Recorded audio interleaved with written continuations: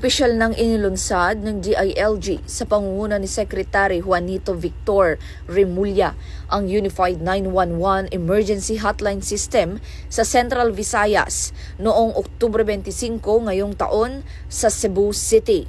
Katuwang dito ang pambansang pulisya sa pamumuno ni Acting Chief PNP, Police Lieutenant General Jose Melencio Nartates Jr. na nagpahayag ng buong suporta sa proyekto bilang hakbang tungo sa mas mabilis na pagtugon sa emergency. Ipinagmalaki ni Cebu Governor Pamela Baricuatro ang 41% na pagbaba ng kriminalidad sa lalawigan at nagpasalamat sa pamahalaan sa bagong sistema. Ibinahagi rin ni SILG Remulla ang nalalapit na pamamahagi ng 200 police vehicles at ang Skynet initiative na ginagamit ng drones para sa real-time surveillance. Ang Unified 911 ay simbolo ng bagong PNP para sa bagong Pilipinas. Serbisyong mabilis, tapat at nararamdaman.